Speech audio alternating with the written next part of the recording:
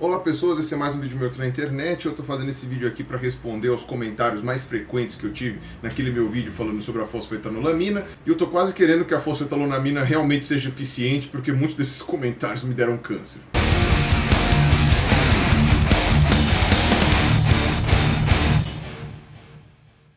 Bom, então eu vou fazer um pai-bola aqui dos argumentos frequentes que eu recebi.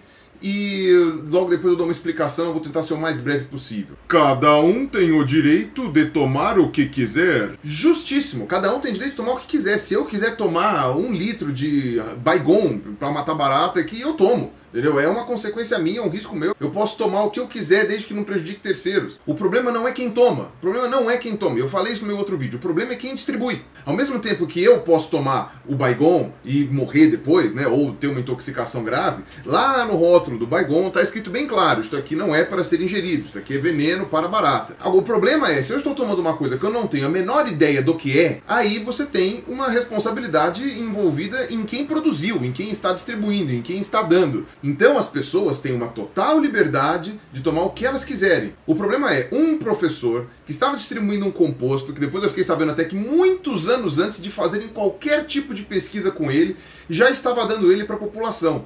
Esse professor, ele levava o nome da USP junto com ele, porque afinal de contas ele era um professor da USP, e isso envolve uma responsabilidade por trás da universidade, que não olhou isso daí tudo que estava sendo feito, e uma irresponsabilidade por parte dele, que estava usando o nome da USP como credibilidade para que as pessoas tomassem esse composto, e principalmente na justiça, que simplesmente disse que a USP tinha que cumprir uma função que não é dela, determinando que a USP deveria fazer uma coisa que o professor fazia errado já logo desde o começo. Então quer dizer, é uma bola de neve gigantesca, e não tem nada a ver com a liberdade individual das pessoas de tomar o que quiserem. Tem a ver com essa lambança violenta que fez com que as pessoas acreditassem que efetivamente é um remédio comprovado para curar câncer. E não é. O ministro Fachin fez certo, fez baseado no direito à esperança de uma mulher morrendo. Eu vi depois a justificativa do Fachin, vou deixar aqui embaixo também, falando que na verdade o que ele tinha feito não abria uma jurisprudência para que todo mundo pudesse fazer a mesma coisa, que na verdade era só um regime de exceção, né? Foi um caso de exceção para uma mulher que estava morrendo e podia tomar o negócio lá porque ela estava como doente terminal. Eu falei no meu outro vídeo, que as pessoas aparentemente não viram, né? As pessoas ignoraram, lá, eu não tô ouvindo, ele tá discordando de mim, que raiva.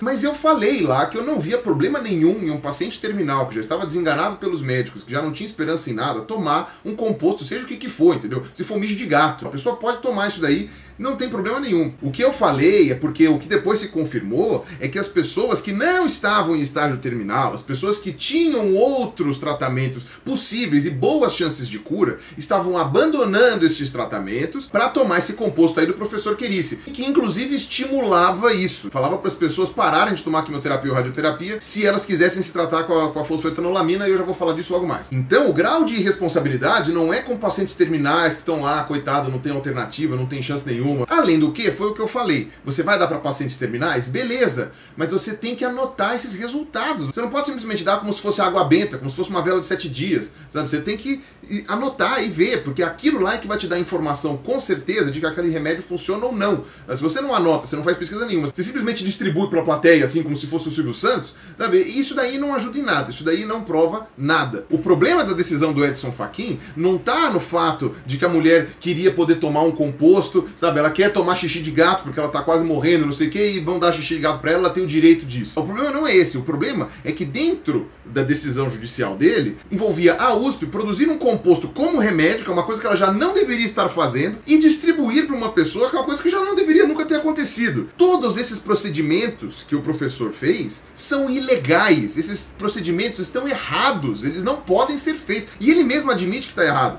Ele simplesmente falou que não, a minha ética falou mais alto do que a lei, do que os meus deveres, tal, não sei o quê. Já vou discutir isso daqui a pouco. Mas a questão é, isso está errado. O Edson Fachin obrigou a USP a sair da lei. Basicamente isso. Ele está tomando uma medida que obriga a USP a tomar uma medida contra a lei, sabe? Então, se isso daí não é uma coisa errada, se isso daí não é uma estupidez, eu não sei o que é. A indústria farmacêutica está atrapalhando o andamento da pesquisa. Que andamento? Que pesquisa? Não, sabe, as únicas pesquisas que foram feitas foram todas aquelas que eu citei no meu outro vídeo. Estão lá dizendo que, inclusive, foi o que eu falei, a substância parece ser muito legal, ela parece que tem realmente chance de funcionar, sabe? Talvez ela tenha funcionado. Só que, infelizmente, se você não tem uma coisa provando isso, é achismo. entendeu? É o pessoal tirando coisa da bunda. A gente não pode se basear nesse tipo de informação para tomar decisões importantes como a liberação ou não de um medicamento. Nem chegou na fase da indústria farmacêutica, porque isso daqui foi desenvolvido por um professor universitário. A indústria farmacêutica, ela vai produzir o remédio, o medicamento, dentro da dose controlada, dentro da proporção correta das substâncias, com a quantidade adequada, depois que esses testes já foram feitos, depois que você já sabe que isso aqui está funcionando. Você não sabe nem a dose, você não sabe nem a quantidade, você não sabe nada. Agora, esse professor Querice aí, ele tem a patente desse composto, junto com mais 2 ou 3 pessoas aí que, se não me engano, são os autores do artigo mesmo. Não sei se aquele Adilson Ferreira que eu falei faz parte da patente, mas esse médico aí, Renato Meneghello, que também participou da pesquisa, aparentemente também tem direito na patente. E eu acho que o orientador do Adilson Ferreira também, o Dorival, não lembro agora o nome dele. Para quando você puder vender isso daqui para uma indústria farmacêutica? Ah, mas é que o professor Querice, ele não queria vender para a indústria farmacêutica porque eles vão cobrar o olho da cara. É óbvio, isso eles vão fazer, vão cobrar o olho da cara porque a indústria farmacêutica é isso daí. Eu não tô falando que a indústria farmacêutica é boazinha, eu não tô falando que a indústria farmacêutica é a melhor coisa do mundo, muito pelo contrário, é uma merda depender da indústria farmacêutica. E a melhor coisa que o Brasil fez, por exemplo, é a quebra de patentes da indústria farmacêutica pra gente conseguir ter remédio genérico. A indústria farmacêutica é pilantra sim, explora as pessoas sim. O Yuri fez um vídeo excelente, extraordinário e brilhante sobre aquele maluco que aumentou o preço de um remédio contra a AIDS lá para $700 mil lá. Vou deixar linkado aqui embaixo também. Então eu não tô aliviando a barra da indústria farmacêutica, eu sei o quão merda é essa indústria e o que eles fazem de errado e o quão eles brincam com a saúde das pessoas. O problema é exatamente aquilo que o André do ceticismo.net tinha falado no vídeo dele. Uma indústria farmacêutica que tenha a patente de um remédio que cura todo tipo de câncer, como se fosse um milagre, ela está milionária. Ela pega esta patente, ela pega este remédio, com essa patente dela, só ela vai poder vender esse remédio e ela vai ficar trilhardária, entendeu? Se esse professor estava distribuindo o remédio para as pessoas, esse remédio vai passar a custar, sei lá, R$1.000. E todas as outras indústrias farmacêuticas que não conseguiram pegar a patente vão ficar com raivinha, vão fazer beicinho, vão falar, que merda, eu devia ter feito isso. Sabe, fora que esses professores aí podem todos ganhar o prêmio Nobel, podem ganhar, sabe, ser laureados com uma série de coisas. Então você ficar imaginando que a indústria não tá querendo nada disso é besteira. Depois apareceram exemplos de pesquisadores interessados em testar esse medicamento, pesquisadores de indústria privada. O próprio professor Querice disse que algumas indústrias farmacêuticas chegaram a contactá-lo. Então, quer dizer, isso não é complô da indústria que não quer produzir esse medicamento. A gente nem sabe se esse medicamento funciona, entendeu? E a patente já está na mão desse professor. A indústria farmacêutica está de mãos atadas, ela não pode fazer nada com relação a isso. Então ela é irrelevante para essa discussão. Ai, mas a indústria quer vender os quimioterápicos dela, que são caríssimos, que são não sei o quê. São caros, porque as pessoas precisam. Então, se elas tivessem acesso a essa fosfetanolamina e ela realmente funcionar, vai ter o mesmo preço da quimioterapia. Vocês estão subestimando o poder da indústria farmacêutica de conseguir fazer você gastar dinheiro. Então o problema não é o composto em si, não é porque o composto vai tirar o dinheiro deles que estão vendendo com outra coisa. Não, muito pelo contrário. Eles vão faturar mais porque eles vão vender mais caro. E até posso imaginar que esse professor Querice aí tenha falado, não, esse remédio tem que ser gratuito para a população, ele tem que ser usado para o bem do povo. Só que se você não passa por todas as etapas clínicas, você não tem como provar que esse remédio funciona. Então o que você está fazendo é pegando um galinho de arruda e falar, as pessoas deveriam saber que o galinho de arruda cura tal doença. Isso a indústria farmacêutica não se mete. Você não tem a ver a indústria farmacêutica vendendo galinho de arruda. Sabe por quê? Porque a indústria farmacêutica vende remédio. E o galinho de arruda não é remédio. Aqui eu vou até acrescentar um negócio que saiu depois, mas o Roberto Takata, que é do Gene Repórter, ele fez aqui um compilado geral sobre tudo que o pessoal tem falado nas redes sociais sobre a questão da fosfetanolamina, e ele deu um exemplo muito bom. Ele deu o exemplo do mesilato de Manitib, que o Instituto de Tecnologia de Fármacos, de Farmanguinhos, da Fiocruz mesmo, está distribuindo para as pessoas. É um medicamento que é usado para curar leucemia mieloide crônica e o estroma, que é um tumor gastrointestinal. E você não vê nenhum tipo de impedimento da indústria farmacêutica para a produção desse remédio, que é um remédio que tem comprovação efetiva e que está sendo distribuído da forma adequada, que passou por todos os procedimentos, entendeu? Está sendo feito do jeito correto. Então, quer dizer, essa paranoia da indústria farmacêutica, do jeito que as pessoas estão falando, não faz o menor sentido, porque elas não impedem as instituições públicas de desenvolverem medicamentos novos e fazerem pesquisa com isso do jeito certo, do jeito científico. Assim como esse lance da patente, que o Querice falou que a Fiocruz exigiu que desse a patente para eles, ou que compartilhasse a patente, eles podiam muito bem ter colocado a patente em domínio público, né, que é, inclusive, a sugestão do Takata aqui, e que aparentemente não foi isso que eles fizeram.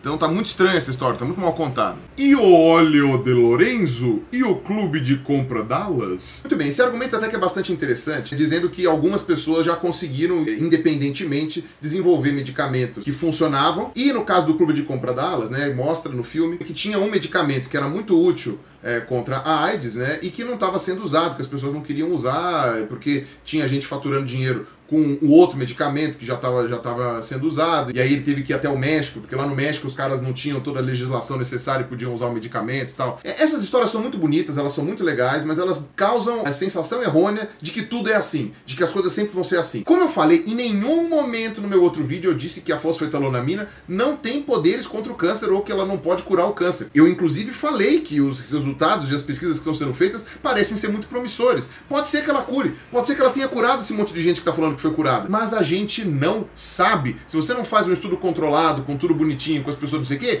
é você falando, entendeu? Então é você falando pra mim que viu o Papai Noel, sabe? É a tiazinha do canto falando que viu o ET, é o outro fulaninho lá querendo te convencer do chupacabra, sabe? Quer dizer, isso daí é anedota, isso daí são coisas que as pessoas vão contando e você não tem como saber se é verdade. Então pra isso que você precisa de uma pesquisa científica, entendeu? O que aconteceu com esse composto que o cara de Dallas fez? Ele foi testado e foi comprovado.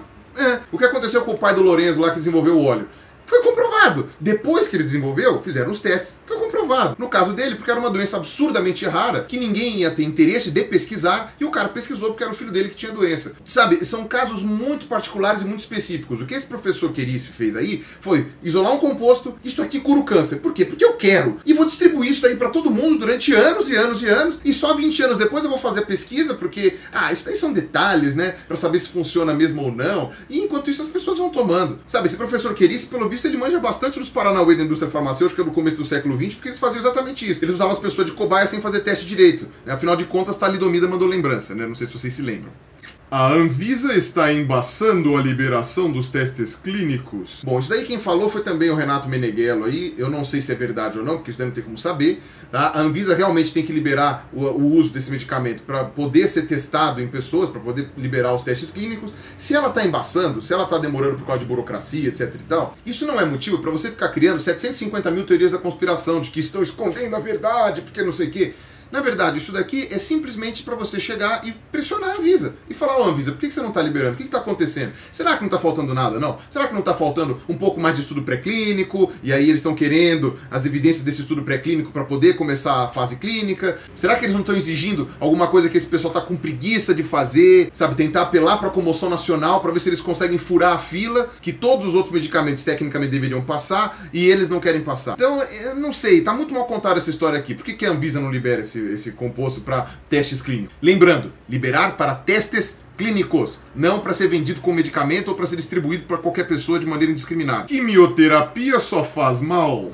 Quimioterapia só faz mal. Pergunta para quantas pessoas fizeram quimioterapia e se salvaram do câncer. Aliás, eu diria que 90% das pessoas que se salvaram de algum câncer foi porque fizeram quimioterapia. O grande problema é exatamente aquilo que o André do ceticismo.net falou no vídeo dele. Cerca de 80% dos cânceres que existem no mundo são curáveis se forem tratados a tempo, se forem detectados a tempo, quando está ainda no comecinho, e depois você fizer quimioterapia e radioterapia. É um tipo de tratamento muito agressivo para o corpo da pessoa? É extremamente agressivo. Ele debilita a pessoa? Debilita. Por isso que também não é todo mundo que pode fazer a quimioterapia. Também não é qualquer tipo de câncer que se cura com quimioterapia. Tanto é que é dada a opção, muitas vezes, para o paciente se quer ou não tratar com quimioterapia. Na verdade, é dada a opção para o paciente em qualquer um deles. Pode ou não tratar. Eu tô com câncer no fígado. Tá bom, mas eu não quero tratar e deixa eu morrer assim, entendeu? Agora, quando a quimioterapia surgiu, quando ela apareceu como alternativa, exatamente como eu falei, quem estava desesperado testou, só que fizeram isso de forma controlada, colocando todos os exames na sequência, fazendo tudo não sei o que bonitinho, publicando numa revista científica. Ponto. Até agora, a única coisa que está publicada em revista científica são testes em rato e cultura de células.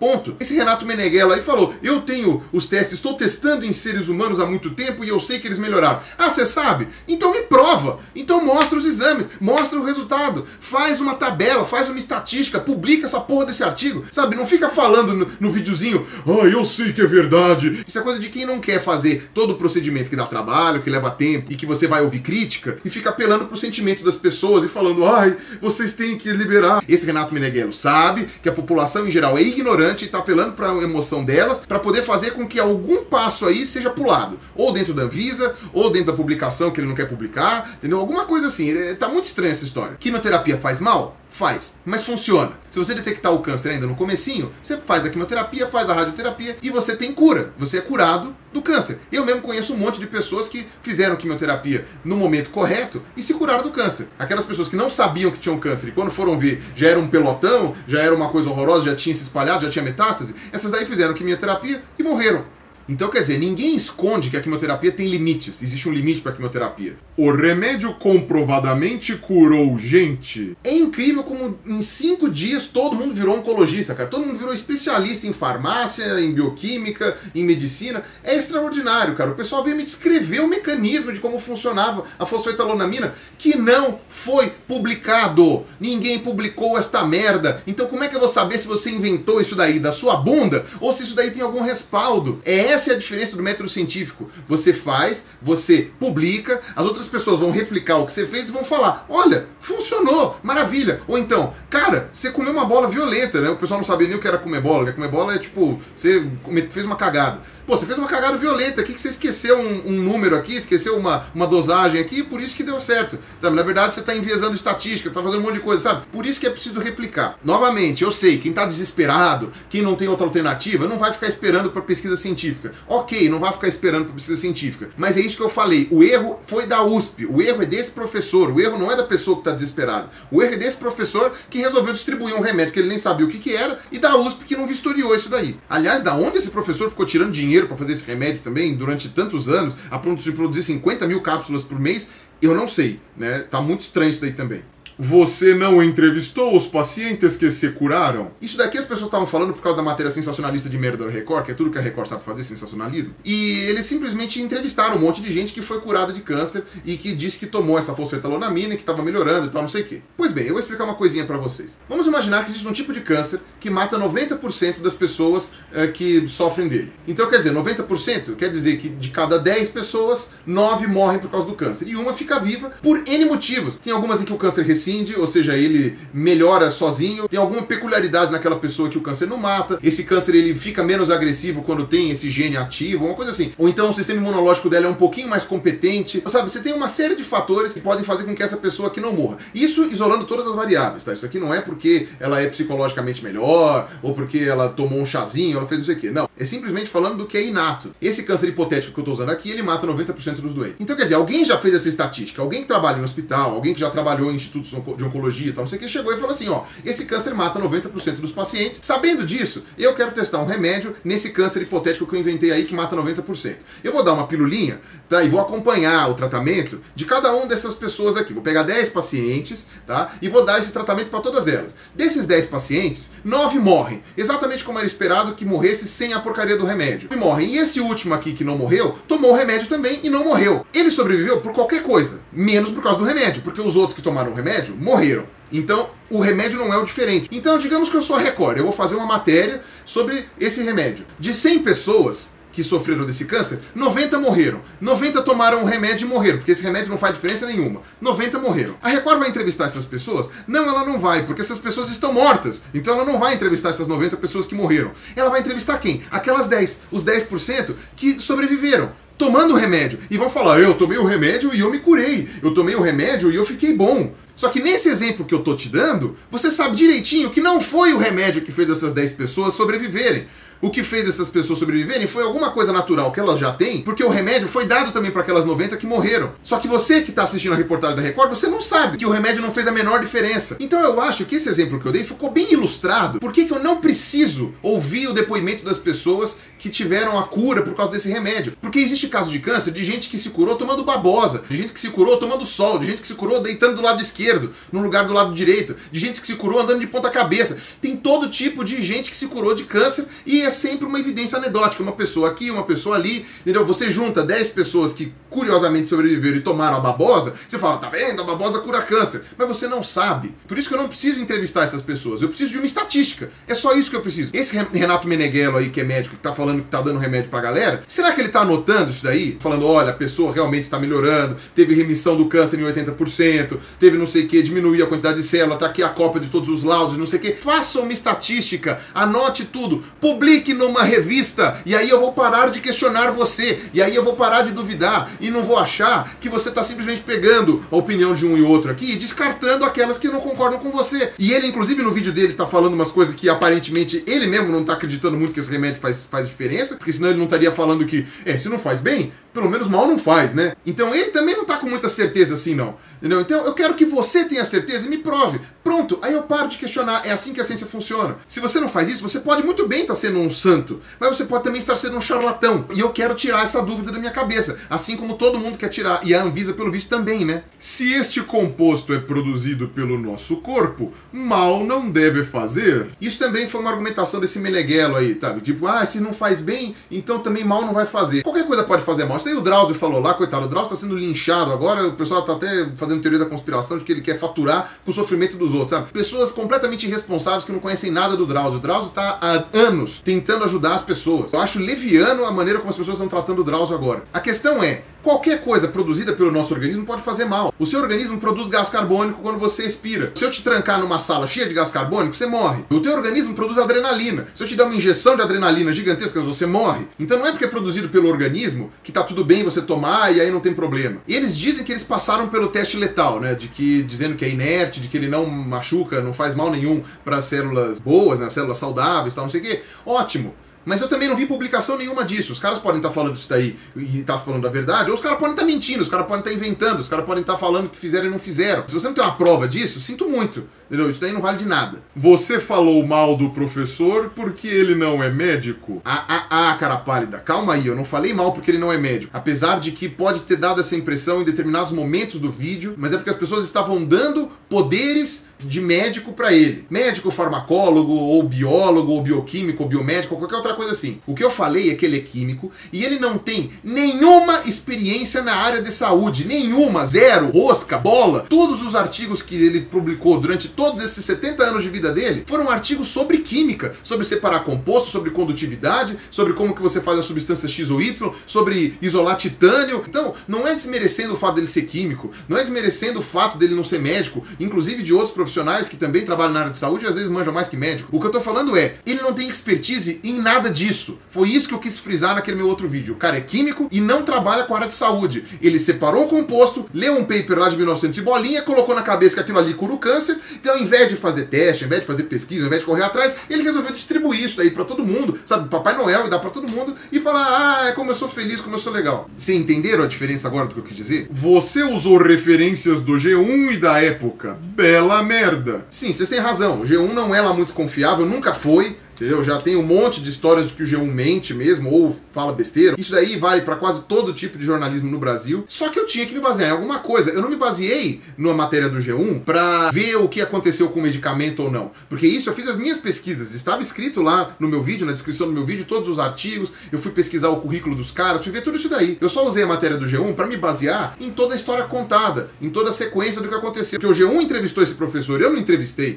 A época entrevistou esse professor, eu não entrevistei. A Globo entrevistou o professor, eu não entrevistei. Então, quer dizer, eu tenho que me basear em alguma coisa. O que eu posso fazer é isso. Eu posso pegar as informações que estão na mídia, que foram divulgadas, e fazer o meu julgamento como cientista para dizer o que está acontecendo. A parte científica, eu não usei o G1. Nitroglicerina é remédio, sim. Isso aqui, na verdade, foi uma surpresa para mim. Eu não tinha a menor ideia. Eu usei nitroglicerina como composto que não se usa, né? Porque é o princípio da dinamite, né? Mas depois me falaram que tem nitroglicerina há anos já no mercado, que é usada para problema vascular, né? Problema cardíaco. Eu não sabia disso daí, tá, gente? Então, desculpa aí, realmente, isso daí foi uma surpresa, obrigado a quem avisou. Você não tomaria esta pílula se estivesse no bico do corvo? É lógico que eu tomaria. Se eu estivesse no bico do corvo, eu ia tomar qualquer coisa. Como eu falei, eu ia engolir pedra, ia tomar xixi de gato. O que me dissesse que curasse a doença, se eu estivesse no bico do corvo, eu ia tomar. E em nenhum momento eu neguei isso no primeiro vídeo. As pessoas falaram, ou elas não viram meu vídeo, ou elas agiram de má fé, ou elas são burras. As pessoas que vieram comentar isso no meu vídeo, não tem outra alternativa do que essas três. Eu não falei em nenhum momento que quem estava desesperado não estava certo em correr atrás do seu desespero. Eu sei como é que isso daí funciona. Sabe, as pessoas vieram inclusive cagar em cima da minha experiência de vida, falando, você não sente mesmo por esses parentes que morreram, porque se sentisse não estava falando isso que você falou. Sabe, porra, vai tomar no teu cu. Quem é você para saber o que eu sinto ou não sobre os parentes meus que morreram por causa de câncer e o sofrimento que foi, e os meus amigos que morreram por causa de câncer? Sabe, quem é você para falar uma merda dessa? O problema é que você não pode ser 100% emotivo na sua vida. Eu tô sendo racional, que é a maneira que as pessoas deveriam estar sendo. Inclusive vários relatos de pessoas com câncer me elogiando pelo meu outro vídeo, falando, a gente tem que agir com racionalidade quando a gente tá falando de doença, isso é uma coisa muito séria. Agora, se eu estivesse no estágio inicial da doença, tivesse a chance de me curar com quimioterapia e alguém me desse essa pílula, Entendeu? Falando, ah não, mas você toma essa pílula, você nem precisa de quimioterapia. Eu provavelmente ia denunciar essa pessoa pra polícia. Por isso que eu tô falando, o meu problema com a distribuição dessa substância não é quem tá desenganado e tá no fim da linha e já não tem mais esperança. O meu problema com isso daqui é quem tem esperança, quem poderia estar sendo curado com quimioterapia e graças a essa explicação maravilhosa e mirabolante aqui, que pode estar correta, tá? Eu não tô falando que ela tá errada, eu só tô falando que ela não foi provada. Mas será que realmente essa substância faz isso?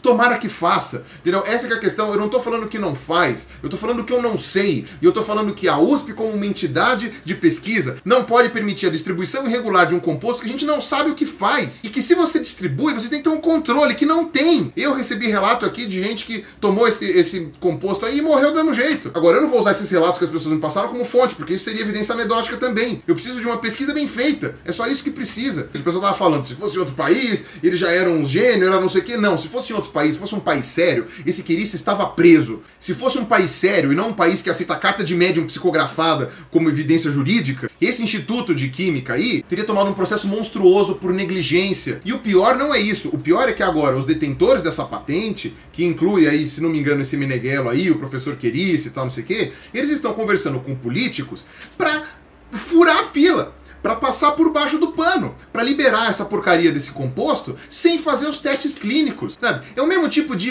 maracutaia, isso é uma maracutaia, chama-se maracutaia, que se fosse aprovação de contas no TCU, tava todo mundo puto da vida. O André do ceticismo.net, que fez o vídeo lá, ele falou, é a mesma coisa que um time de futebol que não ganha jogando, que não ganha fazendo gol, depois querer ganhar no tapetão, com aquele negócio de contagem de ponto, não sei o que, foi pra frente, foi pra trás, rebaixou, não rebaixou. Isso aqui chama pilantragem. A pessoa que detém uma patente e que quer que ela seja aprovada pelo governo sem passar pelos testes primeiro, chama-se pilantra. Isto é um tipo de corrupção, sim. E se essas pessoas estão muito bem intencionadas, porque elas acreditam do fundo do coração delas de que a droga que elas estão fazendo produz algum tipo de benefício, então elas que provem este benefício. Ponto. Porque eles não precisam de juiz, por exemplo, para fazer teste científico. Não precisa de juiz. Só que pesquisa científica dá trabalho, né? Pesquisa científica leva tempo. Pesquisa científica vai ter gente criticando, né? Então, sinto muito. Era isso que eu tinha para dizer. Me desculpem aí se eu me exaltei, mas esse assunto merece exaltação. Eu fiz o meia-culpa no outro vídeo lá falando de brasileiro, porque não é só brasileiro que faz isso. O mundo inteiro tá tendo uma crise de ignorância e de anti-ciência, inclusive vindo lá de cima, não é bem aqui do Brasil não, o Brasil tá só copiando isso daí. Então o pessoal que me xingou lá no outro vídeo, me chamaram de ignorante, mas eles são mais ignorantes do que eu. Então se você vier me xingar aqui embaixo por causa desses motivos que eu dei aqui, ó,